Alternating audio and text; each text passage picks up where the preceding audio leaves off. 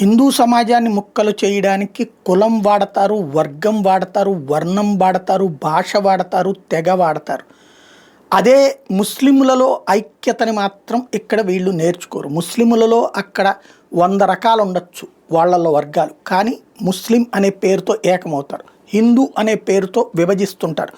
తాజాగా చూడండి, మహారాష్ట్రలో జరిగినటువంటిది ఏదైతే ఆమరణ నిరాహార దీక్ష చేసినటువంటి వాడికి సపోర్ట్ ప్రకటించింది AIMIM, all India Majlis Ittehadul Muslimeen.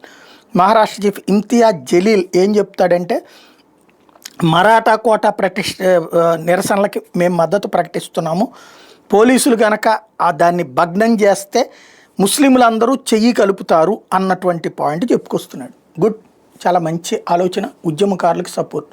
ఇంతకీ ముస్లింలు ఉర్దూ భాష వదిలేసి మరాఠీ నేర్చుకుంటారా?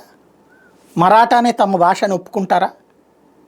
తమ మరాఠా భాషకి తాము ప్రాతినిధ్యం వహించడానికి సిద్ధపడతారా? లేదే, అక్కడ మాత్రం తమ మీదన, అక్కడ ఈవెన్ మదర్సాల్లో ఉర్దూలోనే కదా బోధిస్తోంది, మరాఠాలో కాదు కదా. ముస్లిం మైనార్టీ సంస్థలో ఉర్దూలోనే కదా బోధిస్తోంది, అక్కడ మరాఠాలో కాదు కదా. ఈవెన్ అడిగితే మీ భాష మీరు నేర్చుకోండి, మమ్మల్ని నేర్చుకోమని అడిగితే కనుక తాట తీస్తామని చెప్పారు. మరి అదే ముస్లింలు అక్కడ వచ్చేటప్పటికి మరాఠాకి మద్దతు ఇస్తున్నారు. అంటే హిందువుల చీలికకి బహిరంగ మద్దతు అనేది నడుస్తోంది.